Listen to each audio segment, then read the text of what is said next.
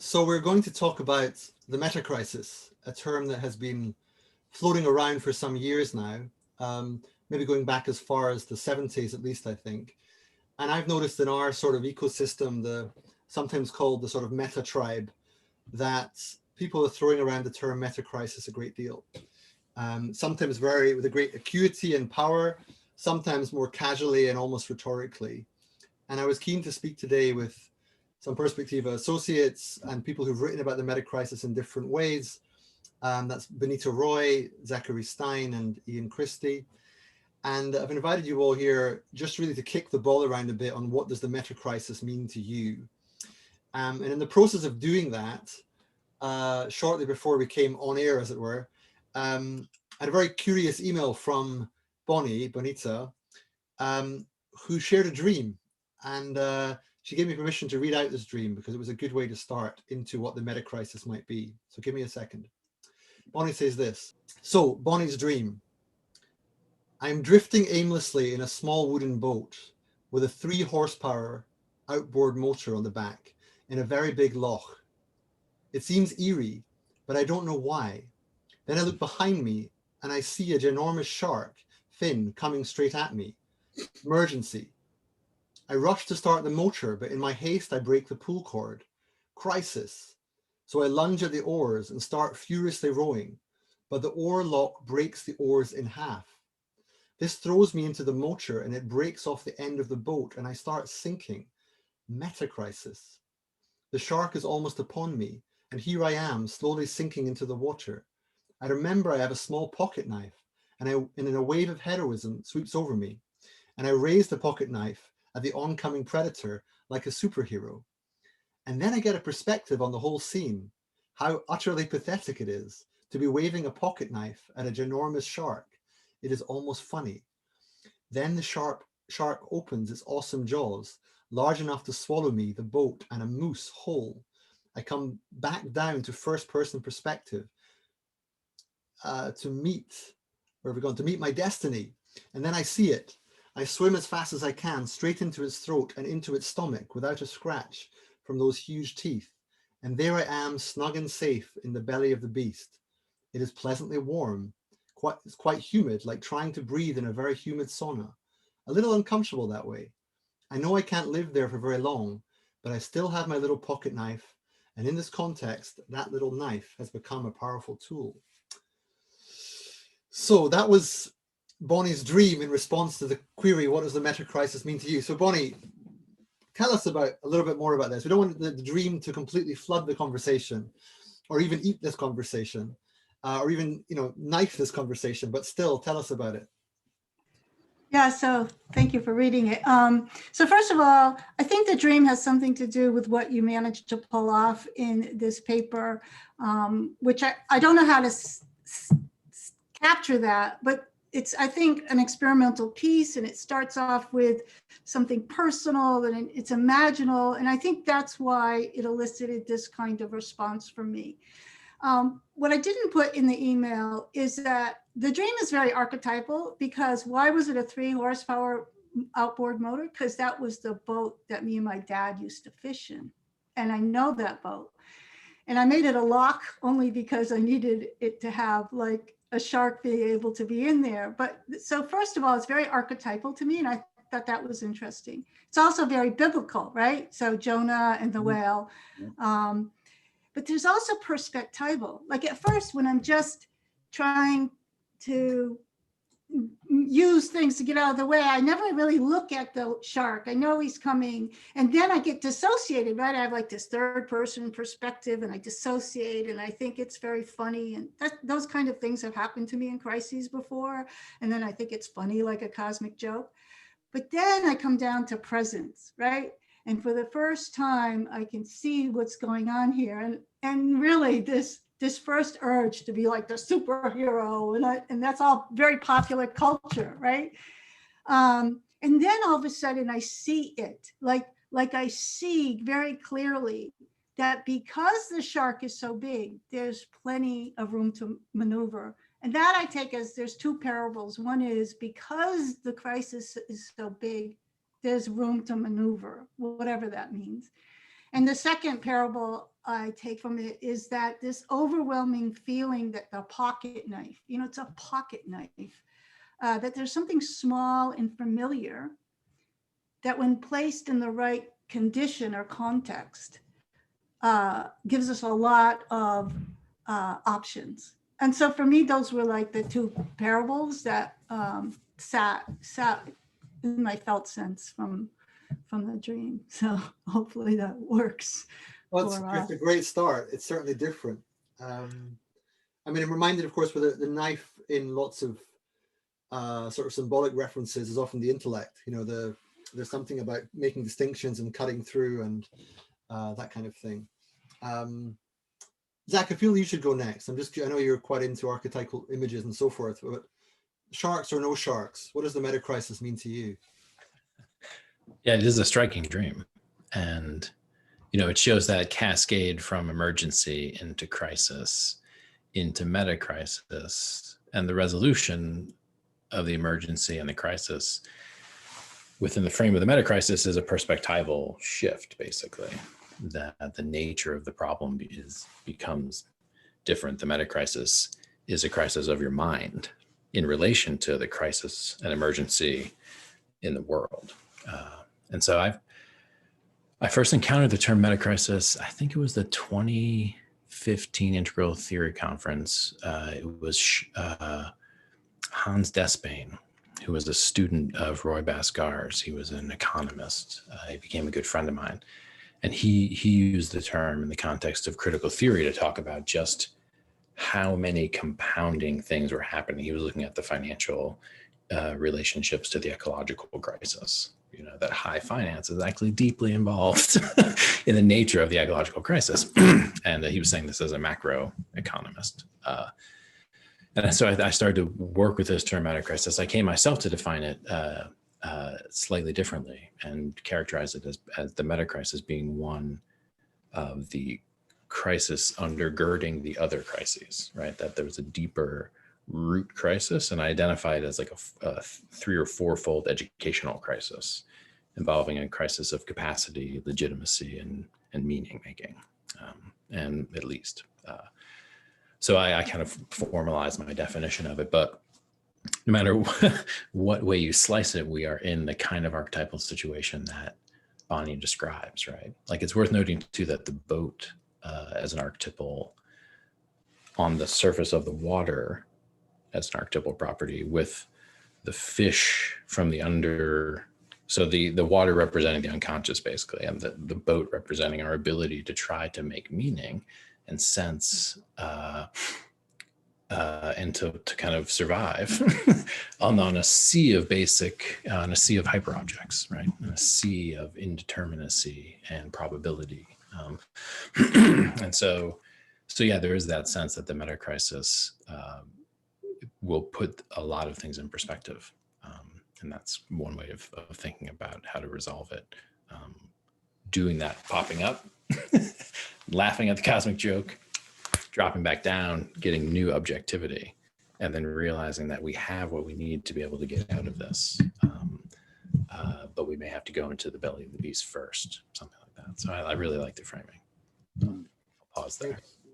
Thanks, Zach. And I mean, being inside the belly of the shark and going in there is not quite the same as what I mean by tasting the pickle, but it's quite similar in spirit. There is a sense of allowing yourself to be submerged and lost and caught up with things. So that's very true to the spirit of it. Ian, what does the metacrisis mean to you? Well, let me say, first of all, I love the dream, and it made me think of Jonah and the whale as well, and made me think of Orwell's essay, actually, Inside the Whale. He points out that we are, of course, inside the whale all the time, and part of the understanding of the metacrisis is to know that's where you are, and to be able to keep reflecting on that at the same time as you're dealing with all the practical stuff that's right in front of you. I go along with Zach's formulation that it's the crisis which undergirds a lot of other crises. And I would take it to be a crisis of understanding and meaning, where you're presented with problems, not just things that are hard to deal with, but they challenge and they expose enormous shortcomings in the way in which you've been understanding the world, the tools you've got. the interpretations, the institutions that you've got.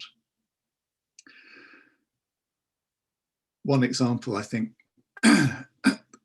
quite close to home is to do with neoliberalism, which we can say is in metacrisis. 2000, there was a dot-com boom. That was a crisis for neoliberal managers of the economy. 2008, though, the financial crash was a metacrisis because that exposed the understandings, the meanings in neoliberalism. It made neoliberals realize that their vision of the world just didn't add up, and they didn't have the tools to understand what had happened. And in fact, what was being exposed was that their vision of the world had a self-undermining quality to it, which was now being made manifest. And I think that's one thing we find in a metacrisis, that we realize that our way of understanding the world is not just inadequate, but it might well have a self-undermining character. That's why one of the manifestations of metacrisis is to do with economic growth, which we can now see has got a kind of self-undermining, maybe planet-undermining character to it. And I think the other word I like from the discussion so far is about compounding, the way problems start feeding off each other and interacting. So you get this compounding effect, which also is very disorienting. And one of the feelings that we have when we face a metacrisis is kind of nausea, sense that we're all at sea, or maybe we're flailing away from the shark, but it's catching up with us, and we're not sure what to do. The final thing I would say is that we shouldn't think we're too special in having a metacrisis, because I think there have been a lot of metacrises. The Bible is full of people having metacrises. St. Augustine wrote in the middle of a metacrisis, etc., etc. So there's a lot of them, and we shouldn't be we shouldn't make too much of the one we're going through as a kind of unique experience, I don't think. And there may be ways of living with an almost permanent sense of metacrisis, and many religions have been doing that for a long time now. If we take the view that a metacrisis can be explained as a kind of absolute worldview suddenly being confronted with processes, forces which make it sense its own relativity in the world, then the big religions have been going through that for a long time in the face of modernity. It might be interesting to look at how they live with that. Thank you, Ian. So I was very intrigued by this notion of, not being special, because it taps into that. I don't want to leave the dream too far away, but keeping the dream sort of one side. It taps into that sense. The reason I was a bit reticent to just use metacrisis without looking at it more deeply is that it had this kind of rhetorical game playing to it, that when we spoke of the metacrisis, it was as if it was taken as given that everything was falling apart and that everyone knew what was falling apart, and therefore we were all responding somehow to the same thing. But what makes it a metacrisis rather than just merely a crisis or any other kind of conundrum is precisely because there's so many competing views of what's going on and why, and who's to blame and what should be done about it. And I'm struck in where you mention the sort of biblical reference point, because in a sort of the historical Jesus almost arising at a very much a metacrisis moment of competing views of the world, competing forms of power and domination, everyone trying to make sense of what's going on, what's to come. And so this historical perspective that maybe things are not so special now, and yet it's also true vis-a-vis sort of problems of induction that there will be a generation for whom this really is the precursor to the end, right? Yeah. And civilizations are immortal, and yes, there have been previous civilizations, but this one may be different in its planetary scope and its interdependency and its mutual vulnerability, reciprocal vulnerability. And therefore, I wonder if there is something about today's metacrisis, however we characterize it, and there's more to say about that, that might be, of a piece with historical metacrises, and yet both the same and fundamentally different. Does anyone want to respond to that? Zach, you're quite good on the end of the world kind of stuff. Tell me what you think. Yeah, I mean, it's true. There's, the notion that I use to frame my book, Education in a Time Between Worlds, this notion of being in a time between worlds. I actually got that from Emanuel Wallerstein, who theorized about large-scale transitions in the hegemonic control of the capitalist world system, which is a long way of saying that we've moved between fundamental paradigms of like worlding before.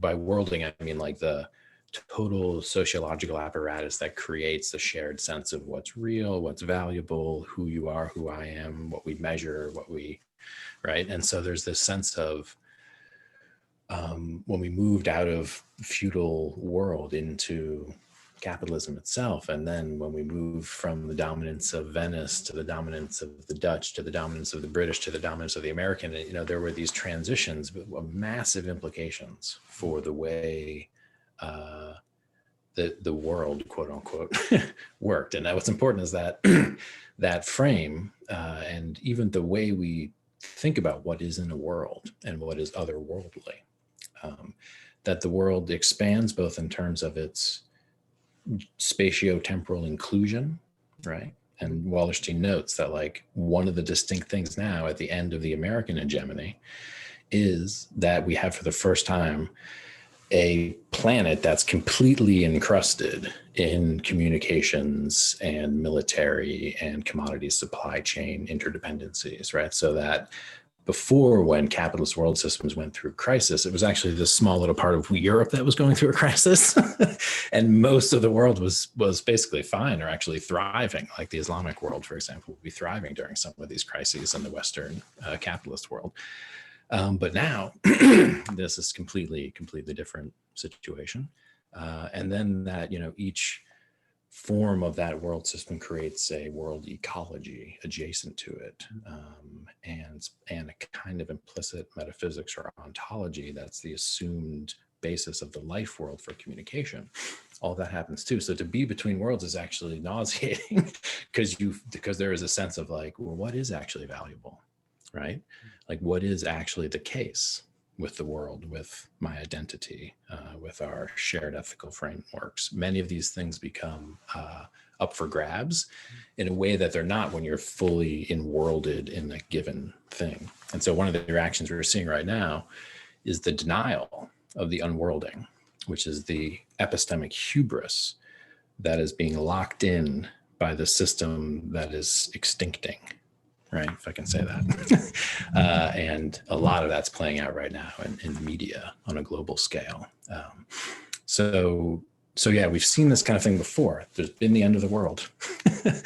Think of the Sun Ra song, right? Where the lyrics go something like, "It's after the end of the world. Don't you know that yet?" And then they repeat that again and again and again. And the idea is that we've ended the world before, and we've been in these periods at the end of the world. Now, the religions have grappled with this in an interesting way in response to modernity, which is, I agree with Ian, but they've also had this sense of apocalyptic millennialism consistently throughout them, especially in the European ones. So there's a way in which we're used to psychologically dealing with the archetypes of the end of the world, and we're fascinated by them. Another common kind of dream, actually, is the apocalyptic vision dream. It's very common. And similar with the collective imagination, movies and entertainment, we can see the fascination with the archetypes of the apocalypse. So it's important to remember that when we're thinking about how symbolically resonant the notion of the metacrisis is. And lessons can be learned from that. James Hillman did incredible work, and a few others like Robert J. Lifton, who studied exactly the dimensionalities and the symbolisms here. So yeah, there's a key there to getting inside the belly of the shark. It's actually an imaginal exercise. Right? You have to see yourself in the belly of the shark before you have the courage to dive into the mouth. So there's that sense of, being between worlds is the time when the Mundus Imaginalis opens, and this is my essay with the COVID war in heaven, the notion that, there's a sense that we're moving up and into an imaginal landscape that ends up determining how the next world collapses into form. Right. So I'll leave it there. Well, I mean, the idea of nausea is interesting. I mean, of course, Sartre uses this term, but I mean, in this context, literally being at sea somehow brings us back to this potentially powerful dream metaphor of somehow being between dry lands. And I think, if I'm not mistaken, although this is another reference for the kind of footnotes of the video, but in their essay on metamodernism, one of the ways that the authors, Timaeus Vermeulen and Van den Acker, I think it is, they speak about precisely this kind of movement between islands as a way of understanding what it is not to land somewhere, but to always be somehow at sea. They don't say at sea, I think, but that kind of feeling of never quite arriving, always sort of being in between things. And that's being quite but then what's interesting about Bonnie's take in the dream is that it's as if you want to get beyond that feeling, there has to be this kind of encounter, which involves a kind of being consumed, devoured, and yet still alive, allowing yourself to be in that existential peril and maybe finding a way out with the knife, which happens to be the tool, which may be the intellect. But what excites me about that is that the whole point of the Pickle essay, in a way, was to sort of, on the one hand, to laugh at the intellect and how ridiculous it is that we can draw these distinctions in the context of one whole process, one whole predicament that, has many aspects, but is ultimately one thing.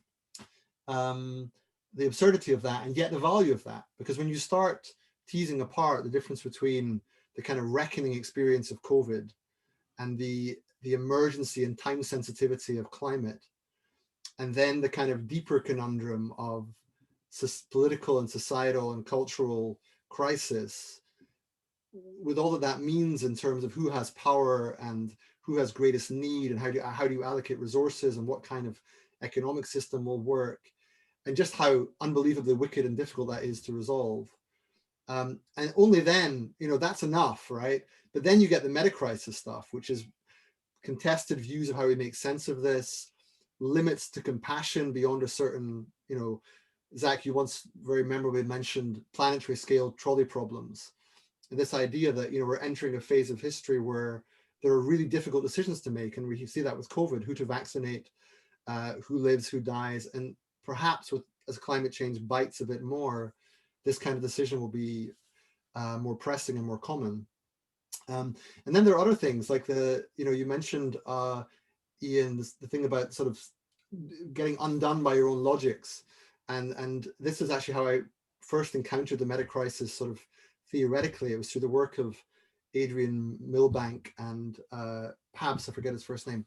Adrian Pabst. That's right, yeah. John Milbank and Adrian Pabst, sorry, that's right. And there's a lovely line when Rowan Williams is summarizing their work, where he says, he speaks about the underlying mechanism that subverts its own logic, and they apply that to very many things, to capitalism. Too much capital sort of kills prosperity, too much sort of free-flowing capital kills prosperity.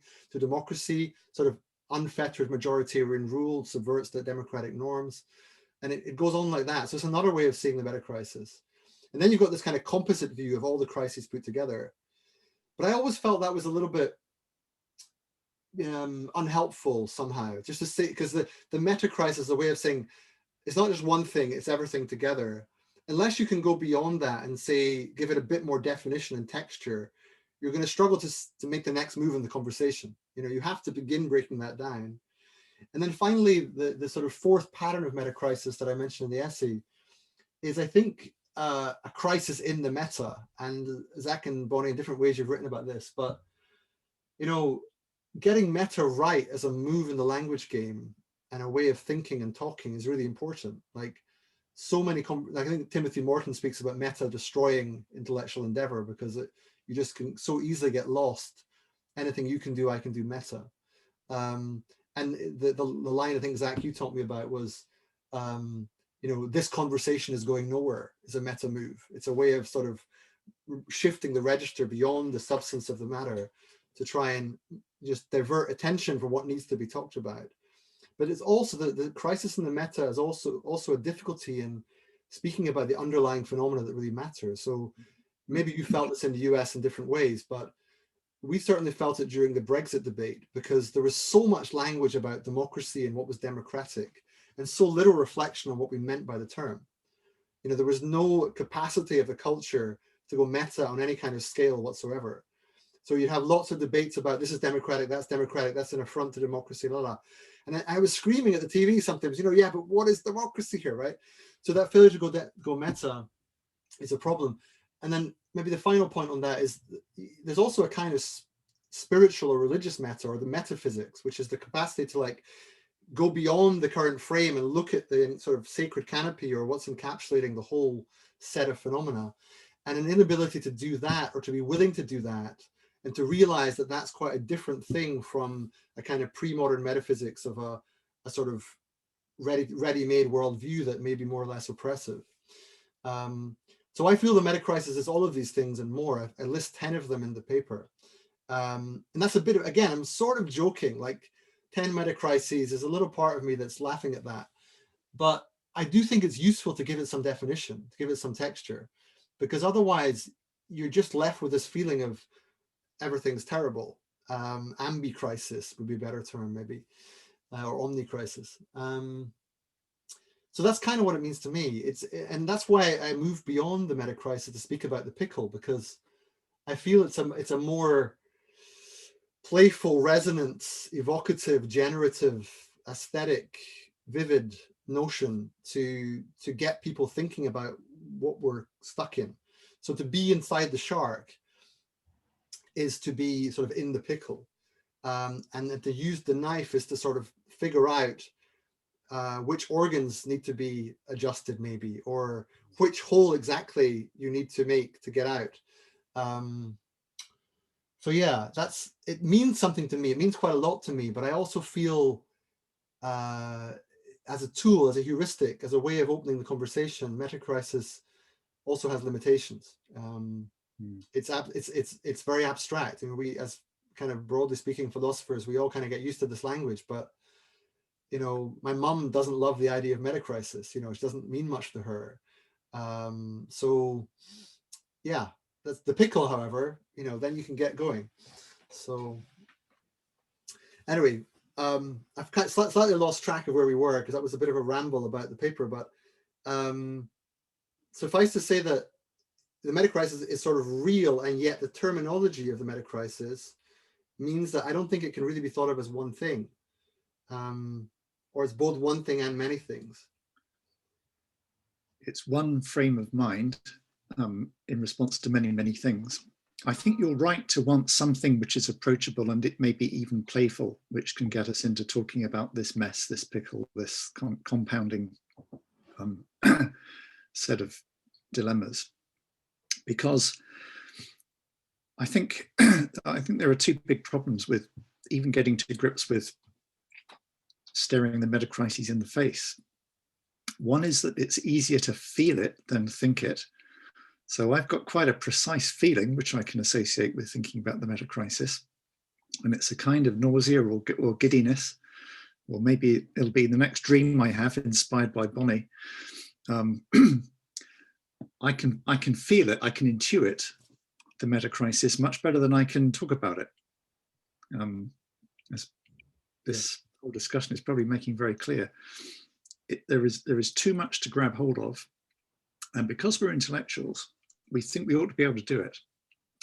So there's this constant sense of reaching after a theoretical insight, new bit of evidence, which is somehow going to be a way of integrating all of these pieces together, and it's very hard to get hold of that. So I think that's one problem. It's easier to feel it than think it. The other problem, I think, is that it's a terrible thing to admit to having a metacrisis. So if you are an established paradigm of thought and practice, like neoliberalism or like industrial growth society, to admit that you're in a metacrisis, which your conceptual apparatus not only can't think its way out of, but might be actively generating, might be a self-undermining system. There's a very big thing to admit to. It had to be dragged out of Alan Greenspan when he was confronted with the results of the 2008 crash. Yeah, he said he may have noticed a flaw or something, right? He said. Yeah, there's a flaw in my thinking. You know, I've reluctantly come to this conclusion. Yeah, right. It's more than a flaw. It's a world undermining problem. You know, in the whole system. And our diagnosis, or my diagnosis in the work I do at the University of Surrey, is that probably the whole industrial growth paradigm is the same kind of thing, that it's a self-undermining system. So you remind me there of, Zach, I forget the context in which you said it, but you were speaking about iatrogenic conditions and also educational crises. And you once said, I think, either the doctors or the hospitals, I forget which, but the doctors make you sick and the teachers make you stupid, or please, it wasn't a direct quote, but words to that effect, that there are these systems of, or institutional and cultural frameworks that are self-defeating. But as Ian points out, the metacrisis is precisely that. It's terrifying to own up to that somehow. So I just want to build on this because I think this is an important place to go. And it occurs to me that maybe that's why this was birthed out of your mind here, your last cigarette, as you said. I think that it's more than a new worldview is emerging. I think it's a new architecture of mind, and it's not going to be meta mind. And I think what we're seeing is, like, I think the last time civilization blew out and came in, that was the birth of meta mind, you know, and we didn't even talk about it, as people would go meta on science or go meta on theory without talking about it. And now we see that everything is meta and meta on meta. I think the meta mind is actually itself an architecture that's part of the old structure, and that something entirely new is coming. So I think that I used to get very angry because everybody was going meta on all these things, and I still have an allergy to it in a certain way. But then I realized that when you have so many distinctions and so many meta, and you can hardly do anything about the crisis, because if you say something like, whatever the woes, this world is the one we are called on to love, someone's going to go meta on that. Oh, that's just this, or that's just that. I mean, nothing sticks, because we're all got this meta Teflon kind of way of working with everything. And so that I used to really be bothered by that. But then I think what we're seeing is that the exhaustion of this move, I think it's just going to exhaust itself. I don't know what's on the other side, but I like to use the term, how can we cognize the situation? And we can use this term like Merleau-Ponty uses it. The body cognizes the world. The body is like two hands touching. They self-other each other. That's not a meta move. It's a sophisticated move. It's like you're kind of assembling, but that's where I see, the potential exit. I was trying to think of, this was not part of my dream. It was when I was intellectualizing about the dream. And it made me feel bad that I thought I killed the shark from the inside. So I realized I was tickling him until he coughed me up and didn't want to have anything to do with me anymore, And so, but I think that, I think it's important. I mean, we let this play out, that everybody goes meta on everything now. It's very hard to have a conversation or to make a suggestion. But I think that this exercise, as you did, to make all the distinctions, for people to have, to keep pulling on the board, the motor, until the cord breaks. The cord, the meta mind, the cord we keep pulling on, I think has to break. And we can guess what's on the other side, but I think it's impossible. Yeah. So just like everybody else in the past, they didn't go meta on their own experience. We think we're going meta, but we can't get meta on our own experience. Something else is going to wash through. And yeah. And so I think you see it in Zach's work on archetypes. You see it in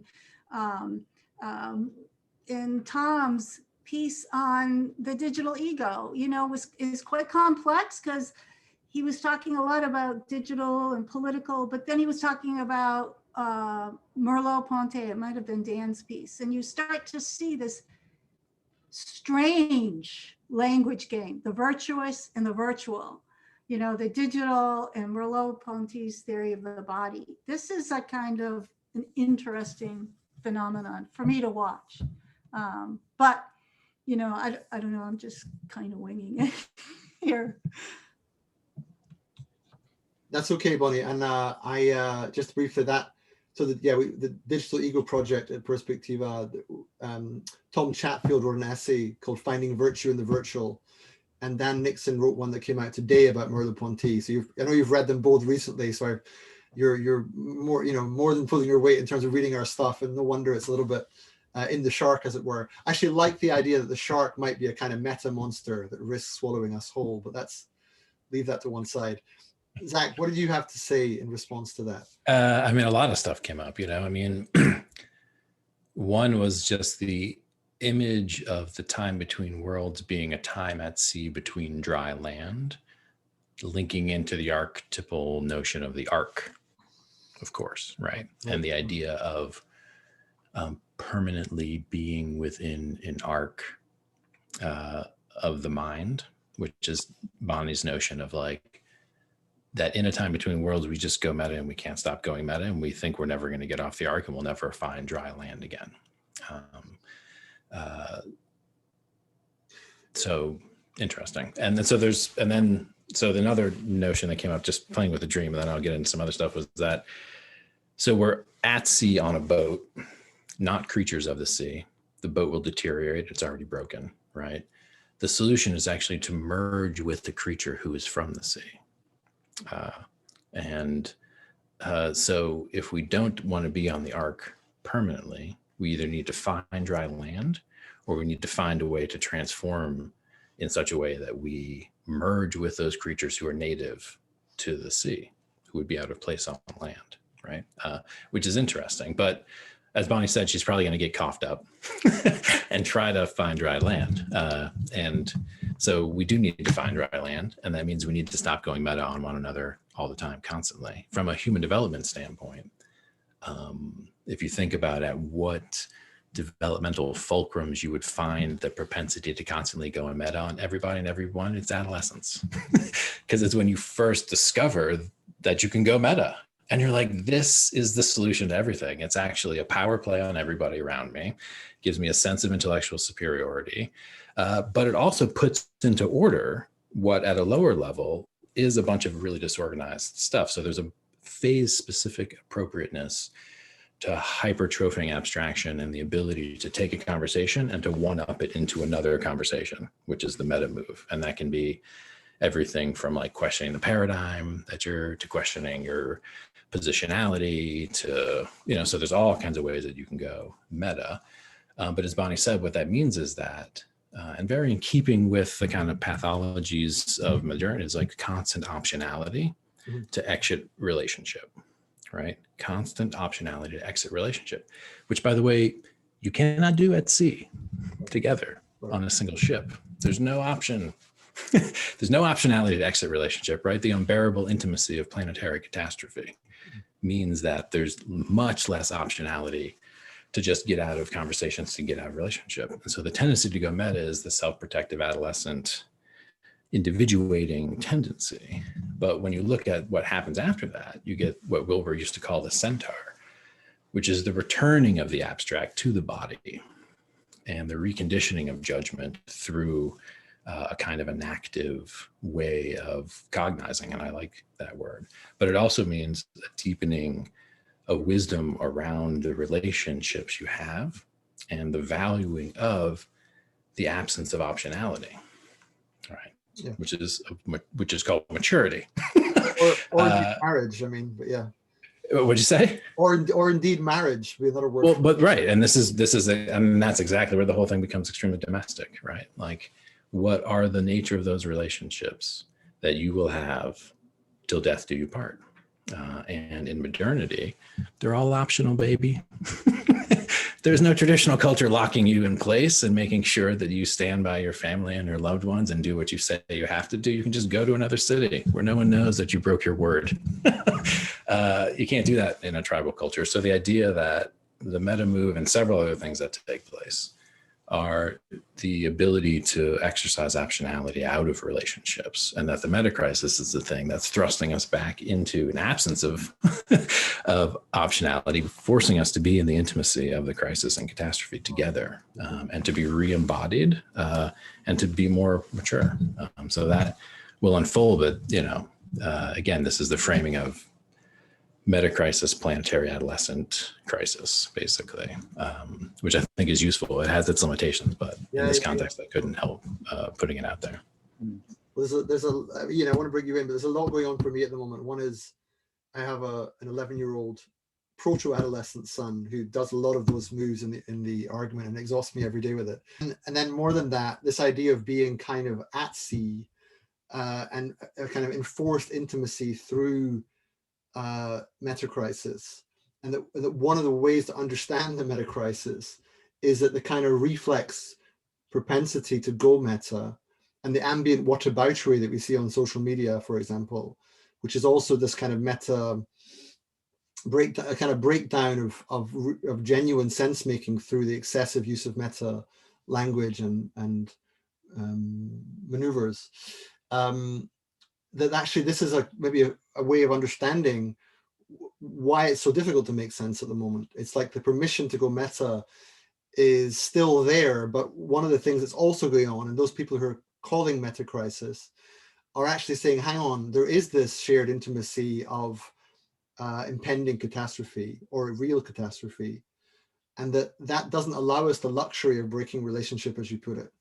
So there's something very intriguing there, right at the heart of this, about enforced intimacy caused by being between worlds, not so much being between worlds, but becoming aware that we are between worlds, such that meta moves begin, a certain kind of meta move, not all of them, begin to look absurd or indulgent or inappropriate.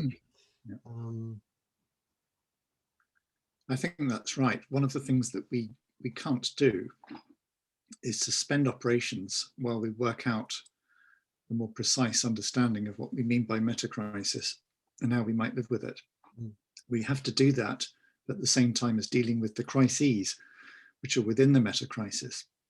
And we have to do that at the same time as working with people, communicating with people, sharing perspectives with people who don't necessarily think there's a metacrisis going on. So an illustration of that is that even though I've got a view that there's a metacrisis of industrial capitalism and the growth system, I don't need to persuade everybody of that in order to do something about immediate crises, which we can all get some kind of shared diagnosis about within that picture. So for example, I can work, and in fact I must work with people who think the industrial growth machine is indeed sustainable. So they're dealing with their crises. I'm redefining it as a meta-crisis. There's no point in my trying to win them over, when what we can do more productively is work together on the crisis. So this is very intriguing for me, knowing each of you a little bit and some of your perspectives, because I've been in rooms with sort of Davos-like crowds who do see the climate crisis, for instance, in primarily financial terms, about redirecting capital in the right way. And there are others who believe that what we need is a green growth paradigm that keeps the same market logics, but redirects the sort of infrastructure and energy behind it. But I've also been in rooms of people who think that this is a fool's errand and that actually the underlying logic has to change.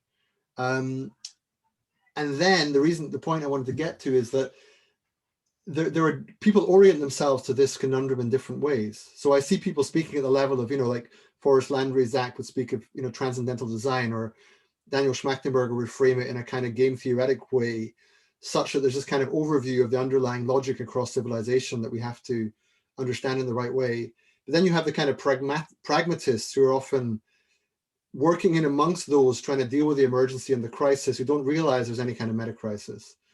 And I wonder, Ian, if you think that working with them pragmatically is always a good thing, or whether it could be the case that you're kind of perpetuating the delusion and running out of time. And I don't know the answer to that, but I do wonder about it. I don't know the answer to that, and we won't know until there's some kind of end game which tells us what worked and what didn't work. So we can't know that. I work on the assumption that if if my understanding is as limited as I feel it to be, I've got no business not being pragmatic and working with all the tools that are at hand. You mentioned Davos. Actually, Davos is a really fascinating case in point, because it ought to be the kind of gathering place and tasting the pickle venue that you're after in all kinds of ways. It's the kind of place which ought to be hiring Bonnie and Zach. Whether they've been there, I don't know. You probably haven't. I've never been. Yeah. But when you look at Davos, Davos is a place where you're constantly having the idea of a metacrisis discussion in depth with the great and the good dangled in front of you, but they never quite get to it. They stay with the crises. They never quite get to the metacrisis. Oh. Every now and then, someone representing a metacrisis perspective, like Greta Thunberg, is invited in. So you get a kind of performance of profundity going on as they inch towards discussion of the metacrisis. They dare to taste a bit of pickle, but they never really get into it. You know? Right. So there is something about finding venues like that, Right. and asking which are the venues for dialogue, So and maybe shared action, which could become places where the metacrisis becomes more vividly discussed. So I haven't been at Davos, but I have been in environments a bit like that, where I try to speak in these terms of deeper features of the crisis. And invariably people are very entertained and amused and enjoy it and even interested, and they want to give you their card afterwards, and they sound very excited. But I don't see there's enough critical mass to actually persuade them or really change what they do the next day at work. Yeah. Zach, you were looking so skeptical there that I felt you were going to explode. So what did you want to say about not being Bonnie invited also, down? I was noticing Bonnie looking to speak. Okay. So I'll pass it on. Yeah. No, I wanted to say a couple of things. If I go to Davis, I'm going to bring my pocket knife. Oh.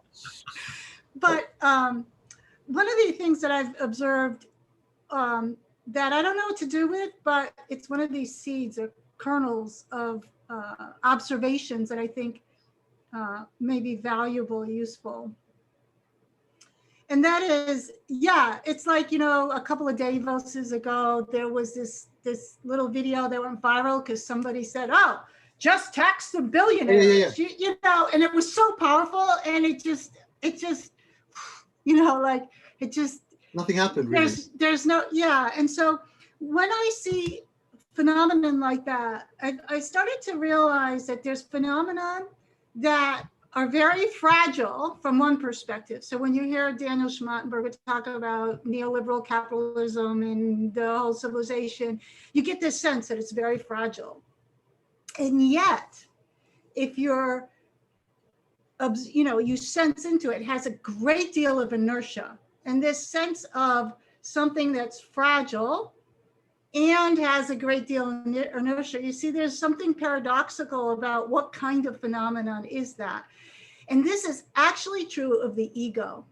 The ego is simultaneously extremely fragile and has a great deal of inertia.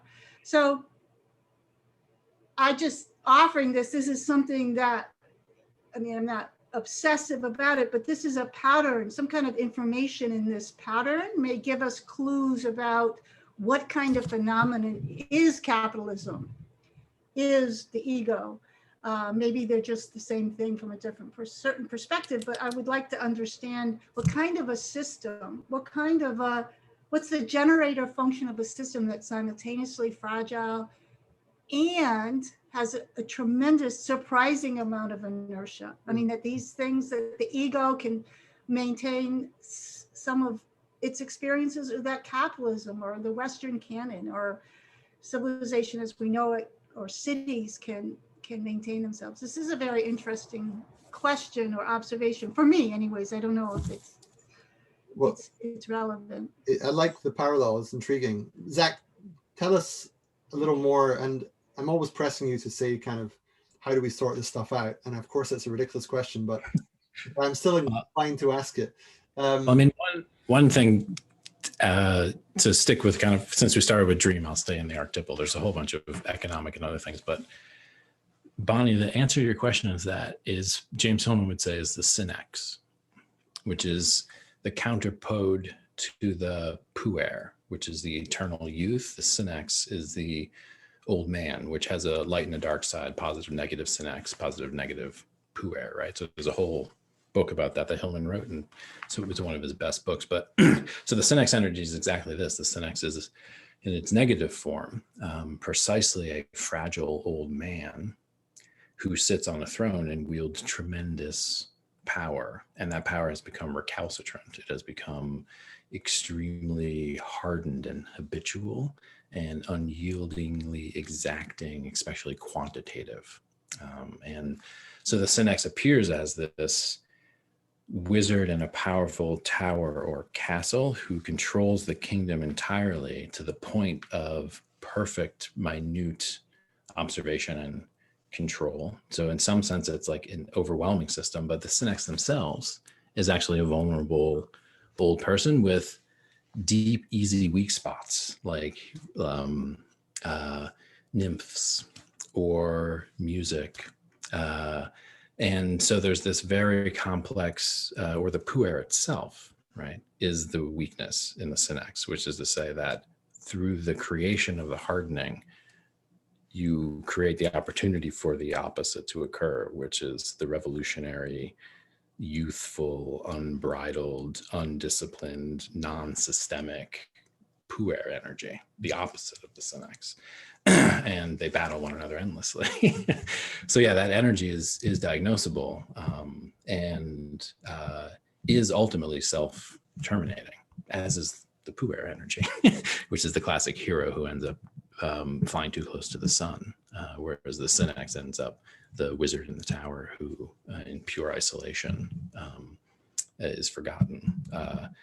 So that's just a note that, yeah, there's a deep thing at the level of the socio-cultural, which is the reification of the negative synex in the halls of power, unleashing the puer-like energies, which are as dangerous and confusing. So that's one thing I'll note. The other thing I'll note is that, yeah, and Ian, to your point some time ago about how difficult it is to grapple with coming, like saying, oh, yeah, we are in a metacrisis. Like, we, the great economists of the world, we, the great industrialists of the world, are in a metacrisis. And so this is similarly the characteristic of the synex, right? Which is the doubling down on the illusion that you have created about your magical power. The power which did create this whole kingdom, and now you maintain the idea that that power is still there, but it's not really there. Right? And so there is that sense of an unyielding creation of illusion and simulation, and the solutions, interestingly enough, right, have been seen in the archetypal literature, right? So Saturn, the god Saturn, is classic synex, right? Saturnalia, right, which is the upturning and the revelry of the destructuring, the intentional destructuring. So one way to think about what happened during the Saturnalia was a jubilee, right? So the intentional destructuring of the synex by the synex, right? Because it was the king who called the Saturnalia to bear. It was the priests and the leaders who said we will have a jubilee, right? So the intentional destructuring is one of the solutions that the synex needs to realize. I'm way too uptight here, man. We have locked down the entire global south in this really messed up debt system, and all of the youth in America are indebted just to get education. Like, there's a notion of a jubilee that's necessary, as one example, which is the archetypal diagnosis. Just to be clear, you're talking about debt jubilee here. I'm talking about a debt jubilee. Yeah. Yes, precisely. I'm talking about a global debt jubilee. And absent that, we're in a very difficult situation. If you just look at what the position Pfizer has put South American countries in, just look into that a little bit with regards to the vaccine situation. And you can see the types of global inequities that are being codified right now in the transition, the so-called Davos Great Reset. So that very, very dire situation. And the notion that a country like the Bahamas or an African country who's had to take on massive amounts of debt, which outstrip their economic productive capacities demonstrably, that they will never be able to repay. And that this is wedded to the acceptance of biomedical technologies and a whole bunch of other things. Yeah, intentional destructuring, not the puer revolutionary overthrow destructuring, an intentional destructuring. Just like the Saturnalia only lasted a couple days, right? And the social hierarchies were flipped and the Jubilee occurred and there was a reset. But the reset involved an intentional destructuring and then restructuring, not just a reset involving a deepening and hardening of the Synex structure, which is what this so-called reset is actually doing. So anyway, and there's other links there, like I mentioned. I'm not going to get into that, but the Synex has many chinks in its armor, which are also being archetypally revealed. Jeffrey Epstein, no comment. Right. Gosh, Yeah, could I just say something? But that's the whole paradox, though, because if you know that there's chinks in the armor, if you can, you open the castle door and you see it's a frail old man, then you can slay it with a pocket knife. You can slay it with a lot of little familiar things. You don't have to take on, I think that's part of where we're caught into, trying to take on the thing as if it is this powerful, I don't know what I'm trying to say. It's like that reversal, that it is very fragile, that simple things done well can take it all down. But that requires a shift in perception. I mean, that's also like the plot of Lord of the Rings in some ways as well. It comes to mind when you're speaking about Senex. I'm thinking of Saruman and his, in Isengard, and kind of how he gets corrupted by the love of knowledge for its own sake and not for wisdom for the greater good. That's your classic. And then I'm thinking of also the innocence of and Frodo who barely has a pocket knife, although he has something like that. And he does, in himself, a lot of support laterally, but basically that's what solves it. It's not some very sophisticated answer in the end. It's ultimately one small soul who finds his way to the right place. And even then, of course, fails, but because he's there, he creates his own luck as well.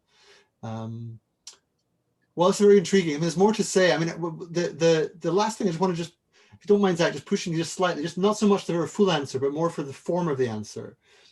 Because, the Davos crowd, is not really our concern in some ways. And without giving it, without calling it Senex and structure necessarily, just given a chance for an audience with powerful people who recognize the emergency and recognize the crisis, and may even agree with you to a large extent about the nature of the emergency and the crisis, but are almost completely blind to the metacrisis.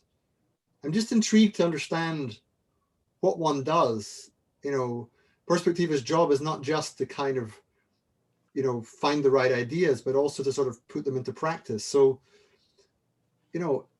anything that you have to add about how do you get through to create the new kind of conversation about the metacrisis in all that it means, rather than just this being a niche conversation for, a growing but still relatively niche community.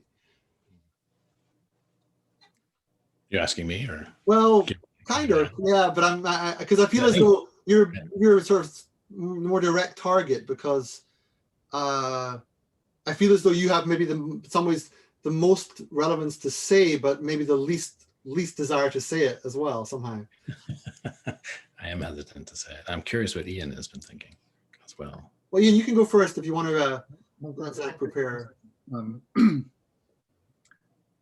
I should just say I'm not angling for an invitation to Davos anytime soon, or defending them, but that's where the Senex class hang out, you know. And the thing about all these very fragile paradigms which are in Metacrisis is that yes, they are fragile and they're self-undermining, but they have got all the money and all the power still, and they're going to hold on to it as long as they possibly can.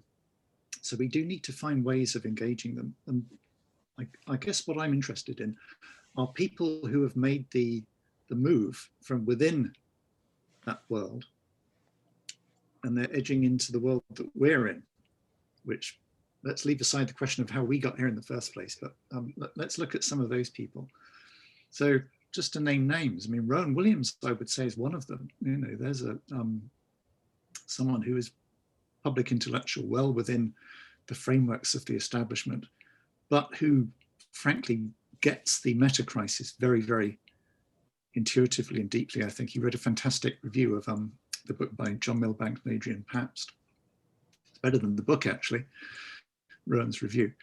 And I'm thinking of someone like Paul Polman, the former chief executive of Unilever, who, you know, archetypal Davos man, but who seems to me to be now moving into the territory of meta-crisis. He could join this conversation, I think, and get it. So I would be looking for people like that and saying, okay, what are the venues? What are the processes? What are the rituals even that we can engage in, which would start unlocking some of their ideas and networks. Okay. No, that makes sense. Zach, how would you add to that? And then I'll end with Bonnie's dream, just so we can know where we're going. I mean, it's very difficult, right? Because there are, at times, I believe, very, very different fundamental notions about what the world and society are and what they're about. And so I believe that there is something like a resurgence of what I'll call aristocratic self-understandings, that, given what I see in the nature of political machinations and what I know about multipolar traps, game theory, it appears that there are individuals who understand themselves to be set apart as some kind of managerial class or something for the rest of us. And so the question ends up becoming, you know, what are the ideologies that are actually driving, and can we discuss these things or not? So like the idea, like we get into a discussion, I'm like, you're not actually in a discussion. The question of when we could actually get into a discussion about what your motives and worldview actually are, that's what we have to figure out, because the rest is simulation and the Senex creating the illusion. And so, but if we get down to brass tacks and yeah, I mean, and the reason I say this is because it's the economic inequality is literally unimaginable. Like literally, like if you know the psychology of mathematics and you know how humans work with large numbers and differences between types of numbers, we do not understand the nature of this kind of economic inequality, and it has not existed before. Even like back in Egypt and stuff, if you really look at the nature of the value transfers and the size of the infrastructure control and things of that nature. So it's hard to imagine the nature of the self-understanding of a group that knows it can perpetuate and transfer that wealth intergenerationally without disruption. And Piketty demonstrated this, a capital in the 21st century, that inherited wealth has once again surpassed any possibility of someone pulling themselves up by the bootstraps, which is to say that, yeah. So the argument here, it's not an argument. It's saying that, yeah, we need to be able to get to square one, Jonathan, with folks. And I don't know which doors open and which doors don't, to whom and why. But yeah, if you can get into the castle, Bonnie, and get up next to the Senex and have a sincere conversation and think about the nature of conversion. We're looking at something akin to inducing religious conversion. Yeah, basically. And that should be the starting point for the next conversation. I think that's exactly the nub of it. Yeah, that's where we're at. But I'm saying that most of the time you can't even get close enough to these guys and in an earnest enough conversation. And because of the nature of the way lives become structured at that level of capacity and power, the question of who in their life they actually have close nearby who they don't have optionality with, which is to say, is there anyone who they cannot just sever a relationship with and walk away from and create a new life? And so this is back to the original conversation about the increasing ability to have optionality with regards to maintaining integrity in relationships. And the greater amount of your economic optionality, the greater amount of your relationship optionality, which means you don't have any people. Who are you doing this for? The people? What people? I don't have any people. I live in this massively expensive whatever, and everyone who's around me, I pay to be there. So this is maybe classist. What I'm saying maybe is classist. So I apologize for that. But I'm answering honestly about what it would take to redirect power at that level. Great. No, it's a wonderful answer. Thanks a lot. And as you were speaking, I was realizing that this shark has become something else now. So it might be a meta monster, but it's also, you know, a sort of subject of a potential religious conversion as well. So when you're inside that shark, Bonnie, and you're a bit woozy and it's a bit humid, you're having a sauna inside the shark, and you have your penknife. And now from up above through some kind of tube, Zach says, what you need to do now, Bonnie, is religiously convert the shark. How do you go about it? Yeah, so my answer to what you kind of asked Zach is it's like the ego. You know, if you could get one or two people who go to Davos, who have a lot of power, and sit them down and have a real conversation, and you have a conversion, it still won't work because they're just laughed at, or there'll be some like smear campaign. I mean, there has been people like the general that announced to the world there were no weapons of mass destruction in Iraq. You see some people trying to break through. And although, you know, I still want to keep my pocket knife in case I have that opportunity. So I don't think that's a probability, it's a possibility. And I think also that it's the ego, you know, if you teach a lot of students, and if you're honest with yourself, you know, if you're a teacher and you're trying to create developmental psychology so people go beyond the ego, you can take credit for supporting that. But nobody knows how to do that. The ego is incredibly sophisticated in all its mechanisms and moves. And what really makes transformation happen is incredible pain from the real world.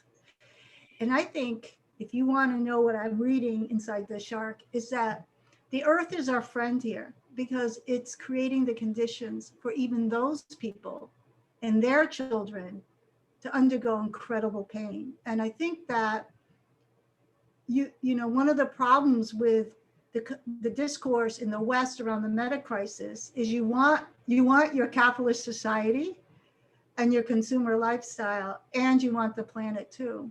And so every time people get very interested in saving the planet, and then the stock market falls or they lose their pension or something, and then they're afraid that capitalism is going to not support them. You can't argue those two things. And so in a sense, in a very dream-like sense, although I do mean it helps me, is that the Earth's response to this is our friend. I mean, if you're interested in the transformation of these types of societies, then the Earth and its response is an ally in a very strange. I hope you find hope in it. I kind of find hope in it. It's like Charles Eisenstein said, all, people like all other types of life live at the edge of precarity. So the Earth's going to keep pushing and we're just going to keep building until it resolves itself. The shark is very, very big. And yeah. So that's what I actually believe. I find it a hopeful way to look at things, although I'm sure it doesn't really sound like hope. So a kind of religious conversion from Zach, although of a certain kind, sort of feedback from the earth that won't necessarily be pleasant, might be acutely painful at scale, but will be potentially transformative. Ian, anything to add at this point, or can you cheer me up? Well, I take Bonnie's point. I don't want it to get to that stage, and I don't think it has to, although it could. And what I'm interested in are the conditions for quite a large scale, multi-level process of what the Pope calls ecological conversion. And I think that should be our next theme. What does conversion mean in the 21st century? Wow, fabulous question to end on. I feel like that's all we have to say. So goodbye and good luck.